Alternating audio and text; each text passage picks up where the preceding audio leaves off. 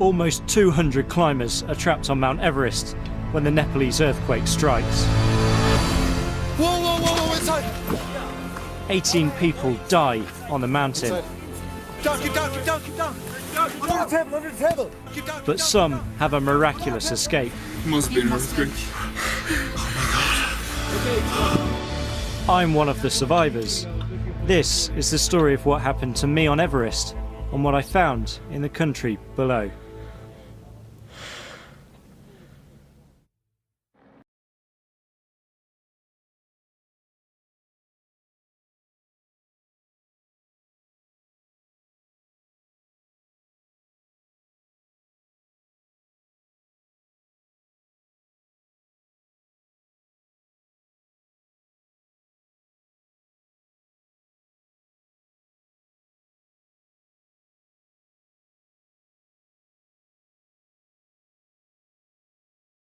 And this is the view from my office.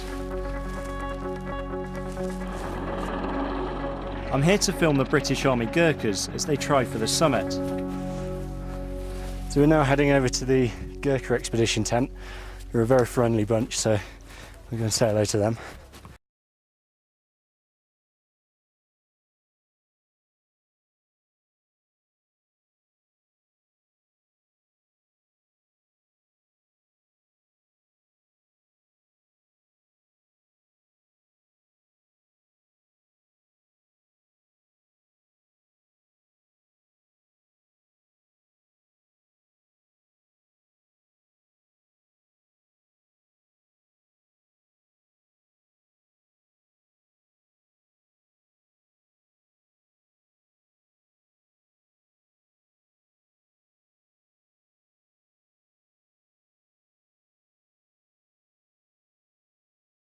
Of Afghanistan, but climbing Everest is still daunting. That challenge and this challenge is different. So there is challenge here. It's not fun climbing, top of the world. I mean, when you sit and look at it from your tent door for the last 2 days, It gets bigger, doesn't it?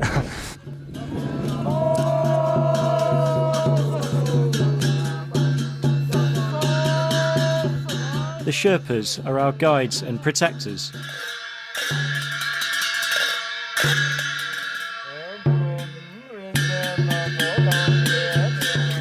Among them is Kumar, one of the most popular on the mountain. I had no idea that you were a barber as well. The camp barber, Tenzing. So how often do you do this? And his customer, Pasang Temba. All three will be dead within days. I'll leave them to it, I think.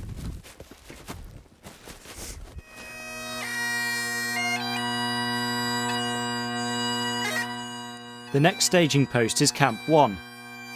To get there, we have to go through the infamous icefall. 16 Sherpas died there last year. The Gurkhas take a moment to pay their respects before we set off from base camp.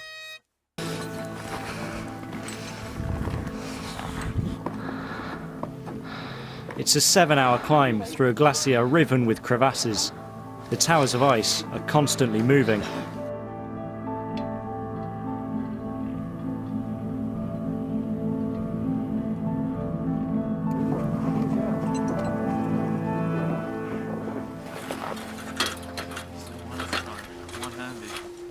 The Khumbu Icefall is split into loads of different crevasses, and a way of getting across the crevasses is these ladders.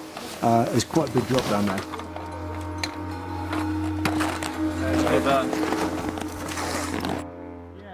We get out of the icefall just in time. We're arriving at Camp 1 when the earthquake hits. Back at base camp, this is what happens. The ground is shaking. An avalanche destroys much of the camp. Yeah, look. Whoa, inside. Oh, shit. Oh, shit. Oh, keep down. Under the table. Close the door. Close the door. Oh my god. Okay, it's gone. It's gone? Oh my god. You okay, Danny? Yeah, I'm okay. I'm fine. You okay? Everybody's okay. Yeah, Okay. Let's hope You're good.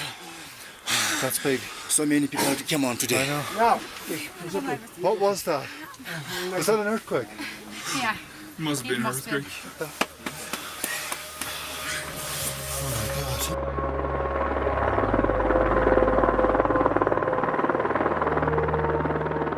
18 people die at base camp. These news pictures show how the injured were rescued and how the most severely injured were airlifted out. But up at Camp 1, we have no idea what's happening.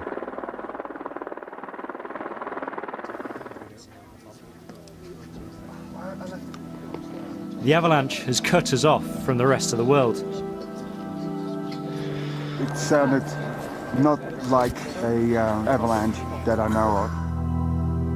More along the line of like a lot of avalanches coming from all directions all at once, and then the whole ground started to move. Everything started to shake and shake and shake and shake. It's the worst disaster in the mountain's history, and we're trapped halfway up it. The avalanches keep coming. The ones below us are not dangerous, the ones above are. Our guide shouts a warning each time. One below, one above. You can hear the snow and ice thundering down the mountain. Two below, one above. Take a picture of me looking scared in the tent if you want, but you don't have to, honestly. If they turn the camera around and look at me, I never felt the ground wobbling before yesterday.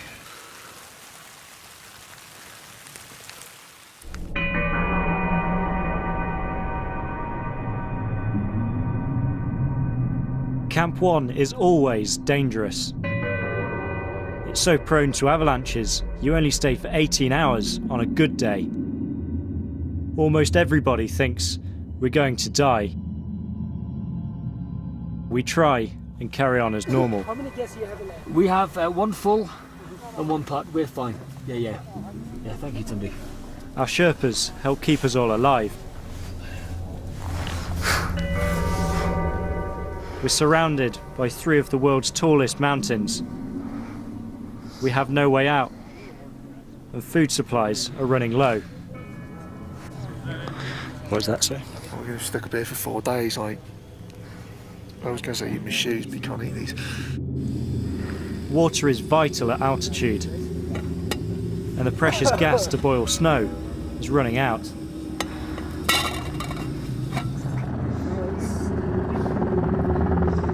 It's 24 hours before we see our first helicopter. A few climbers are rescued. Then the weather closes back in. The Gurkhas take control. I think if we drop a list of who's getting out wet, chopper-wise, then we can have a look at who's remaining. We're stuck for another 24 hours as avalanches come down.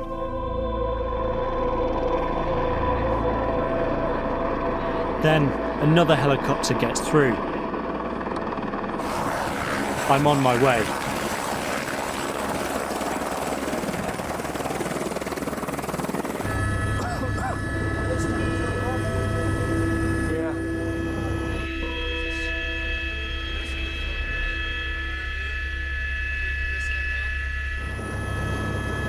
I get my first glimpse of what was base camp.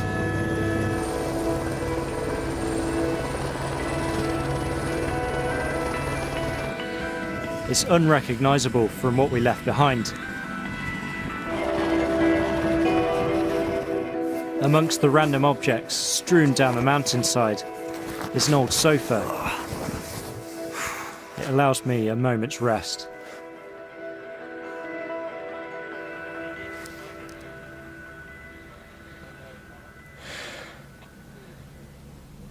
It's the most ridiculous situation I've ever been in.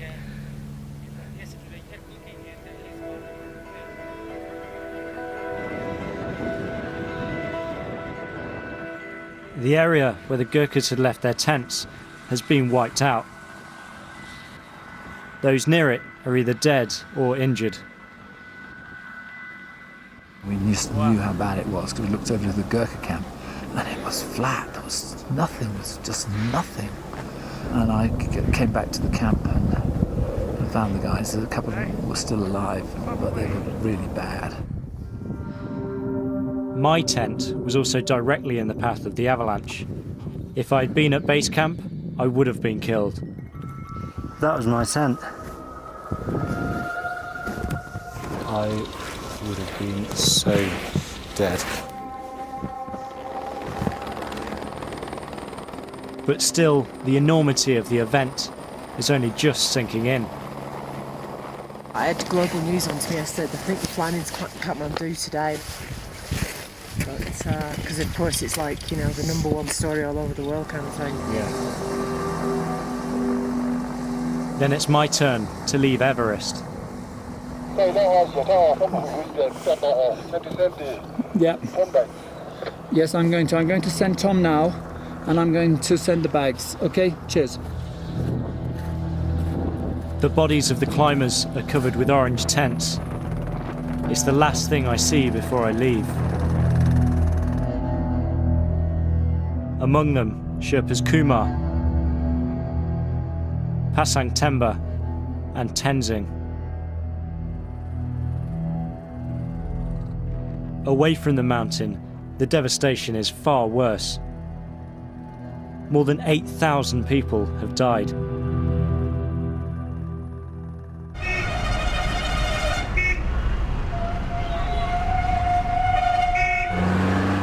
This is Nepal's capital, Kathmandu, a month after the earthquake.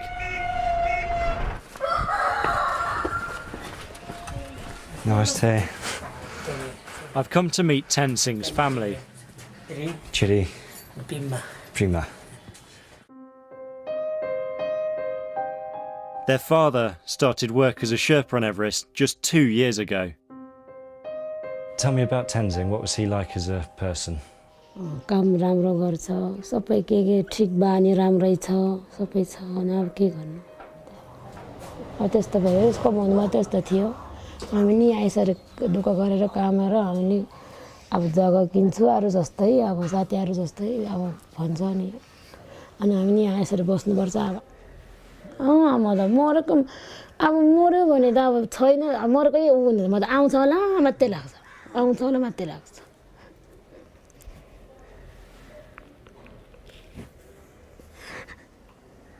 मर्न होला फर्केर आउँछ मात्रै लाग्छ गो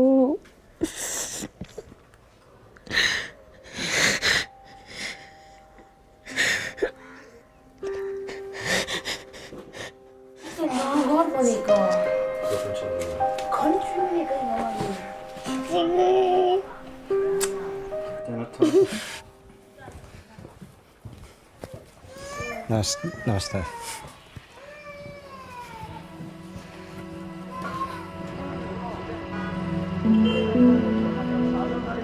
Whole neighbourhoods have been reduced to rubble.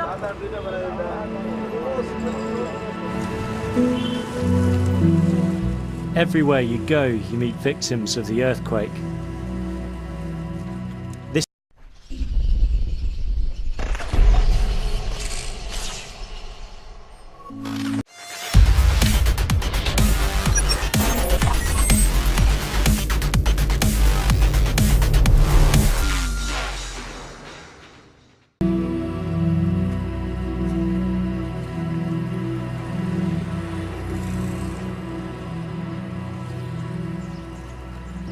This is, I believe, the first time they've been back to the site where their family lived.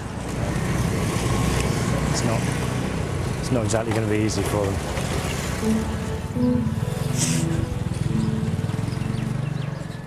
Urmila has lost her mother, her grandmother, her sister, 2 brothers and 2 nieces. How will you continue with life after this? के गर्ने भन्ने अब पढे लेखेको भए पो जागिर खानी भन्ने जागिर गर्ने भन्ने न पढाइ लेखाइ छ न सिप छ के भनेर हाम्रो लाइफमा के नै हुन सक्छ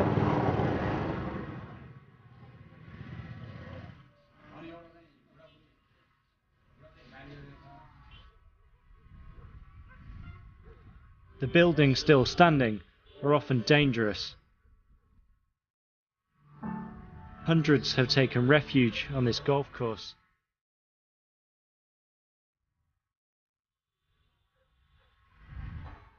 Many rely on charity and foreign aid. We need help. We have two babies. I have one job. We need food. These people have lost so much, but they retain their hospitality.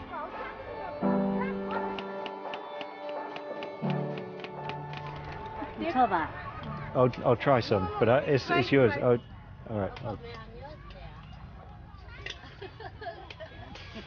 Thanks. So even after everything that's happened, their generosity is unbelievable. Just offering me food, and these guys have got to stay in tents, and they're still trying to help me out.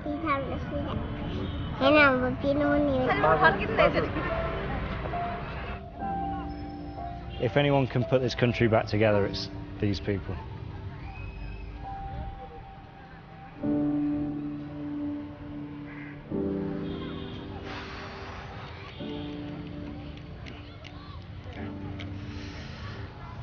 I'm normally pretty good with words, but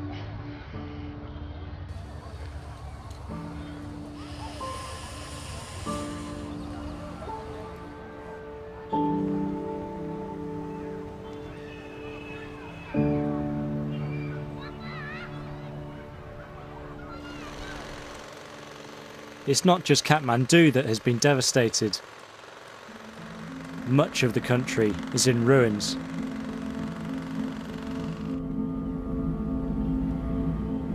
I'm heading out of the city with the British Army. We drive with Govinda, one of the Gurkhas who helped me on the mountain.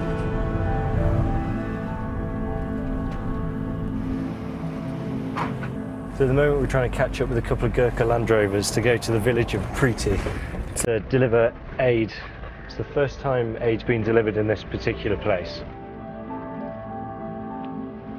We're heading to a remote region which was hit by a massive aftershock. It's a grueling 48-hour journey. Every town and village along the way has been severely damaged. This is the town of Jiri, and as we drove up, every single house we saw has been either destroyed or cracked to a point of being condemned. It's painfully slow going for our aid convoy. At the moment, they've got a flat tyre, and they're doing what the locals seem to do best, is repairing on the move.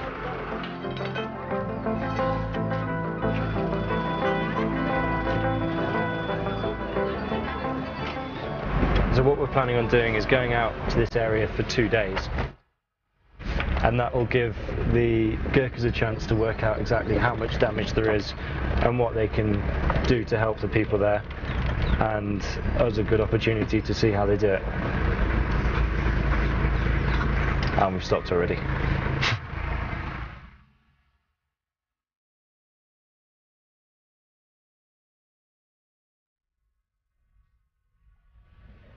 We've come off the cobbled road now, and we're into quite sort of heavy weathered lumps and bumps.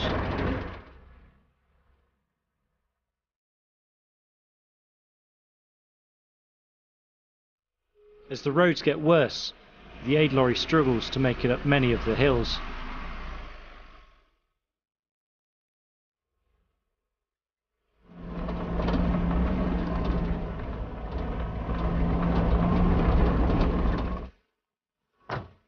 We're just taking a quick break here, and we've noticed just around this corner there's a school. You can see all the blackboards in the corner and the school benches all out on the side.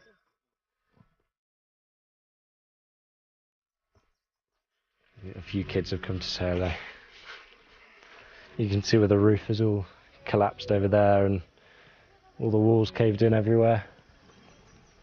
There's still all the textbooks and bits of maths paper and all sorts lying in there. More than 1 million pupils have had their classrooms wrecked. Yeah, there's 8 classes in this school, so how they're going to teach 8 different groups of people, I'm not sure. That's it. 2 benches in a tent.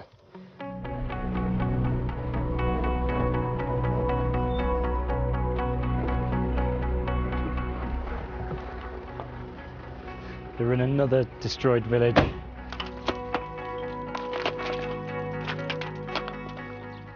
Slowly trying to demolish their homes so they can start again from scratch and use the building materials that they've got left. At the end of this road you could probably walk for 5 days and still be finding new villages, which is why it's so difficult to get aid to places and why the Nepalese people have to be so resourceful themselves to actually create somewhere to live. We've been travelling for 2 days and we've scarcely seen an undamaged building. There seems to be another problem around every corner.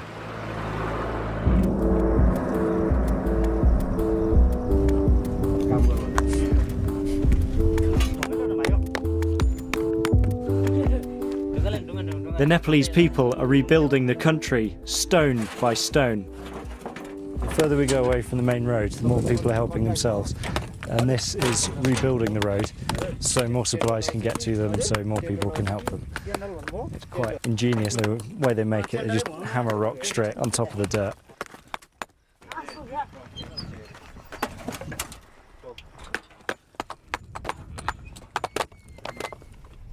Although we actually have to get past because the British Army camp is just down there, so we got to see if we can get through.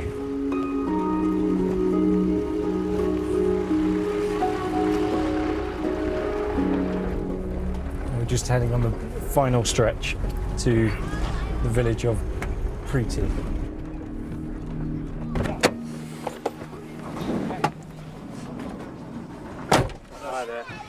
Welcome to Preeti. Cheers. Staff Sergeant Preeti. Preeti. Is in Preeti. Staff Sergeant Preeti sometimes. Yeah. Okay. What I've been doing is, first of all, visiting the welfare pensioners, service pensioners, and the serving personnel. So they're former and serving Gurkhas? Yes, yeah. yes. Visiting their houses and assessing the damage in their building and just checking if they are okay. On top of that, they've been building this temporary structure. We're going to donate that to the school as 2 classrooms. The building is also being used to show the villagers how to construct their own shelters. Obviously, you already seen how resourceful the Nepalese people are. If they see, then they will copy very easily. The old school is too dangerous to use. These buildings will get pupils back in the classroom. Every day, 2 or 3 shock are coming, and they are very much terrified, they are very much afraid. And we only console the students, make them enjoy and forget the fear in their mind and restart their study.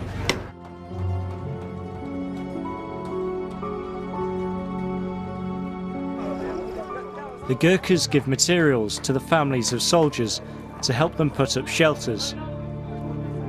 But it's a race against time. The monsoon rains will soon make building impossible. 1,400 houses have been checked in the area. Not a single one is safe to live in.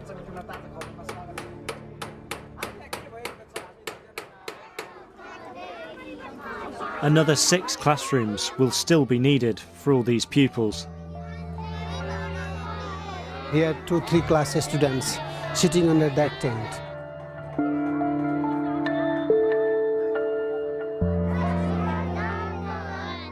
The Gurkhas are moving on to another remote village, and so am I.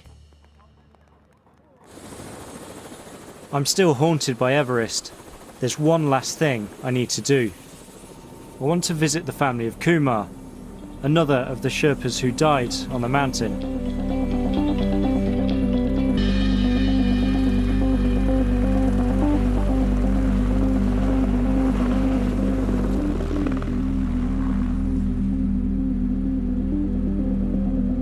I feel apprehensive. I can't stop thinking it should be Kumar returning home, rather than me. Kumar's widow, Pancha, is waiting to greet me. Namaste. Namaste.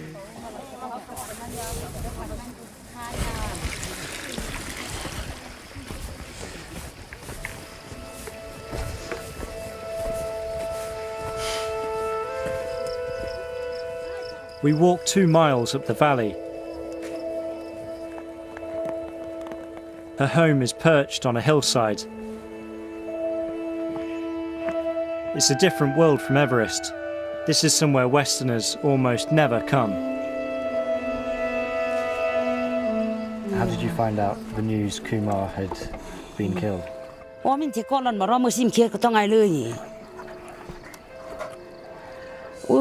Gas mateo dolo lo mi tu ti ma u khora che kon nam lo cha sia ke dung sem tuk duru mi no u mo lo ni chati.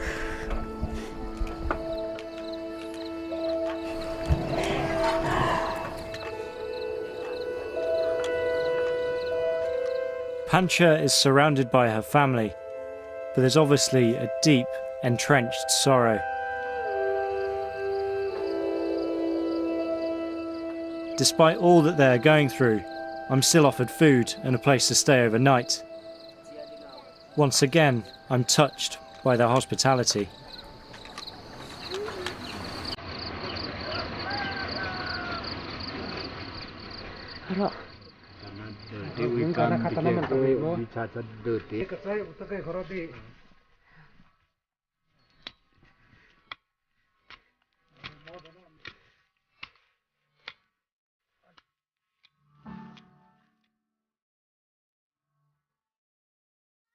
You spend time with the Sherpas on the mountain, but you never quite know where they come from, their families. They're just, you know, a friendly face that wakes you up in the morning and takes you up the hill. That coming out here and seeing, you know, where they live, what they left behind, and what they were risking by helping Westerners get to the top of the mountains, quite poignant. They're leaving all of this behind, and you never quite appreciate that until you get there. My time in Nepal has come to an end. I escaped death on Everest, but many here weren't so lucky.